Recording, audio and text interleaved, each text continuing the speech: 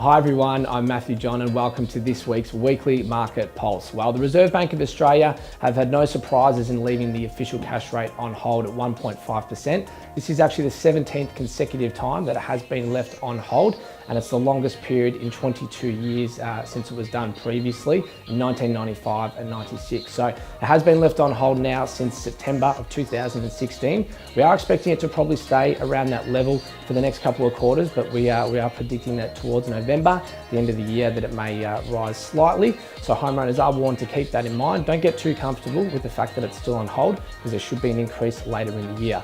Now, looking at the clearance rates from the weekend, we were at 68%, so we have dropped slightly again. And if we do look at this period of time last year, the clearance rates were sitting around 79%. So very clear signs that the market is performing a little bit softer than it was this time last year. Both periods did have around the same amount of auctions, just over 1,100.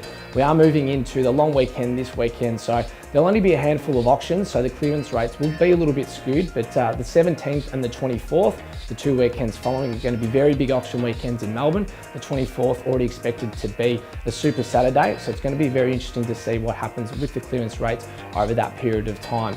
Now, the trend that we've seen in the area recently is with a lot of inner eastern buyers coming over and buying in the inner west. We have spoken about that previously, and Tristan and myself did do an auction in Yarraville at 101 Gammon Street on Saturday that did get a write-up in domain. We did have two buyers, one from Port Melbourne and one from Hawthorn, that were bidding and competing against each other at the auction. The bidding started at $1,200,000 and ended up selling for $1,389,000. So just under $1.4 million for a single fronted home in Yarraville was a huge price and great for the vendors, but very interesting to see this trend of the inner eastern buyers coming over and competing against each other to secure a home in the inner west, with the deeper pockets from obviously what they are getting in their current market over in the inner eastern suburbs. So if you would like to read that and see the domain article, feel free to reach out. We're more than happy to send it across, and we look forward to seeing you on next week's weekly market pulse, and have a fantastic week.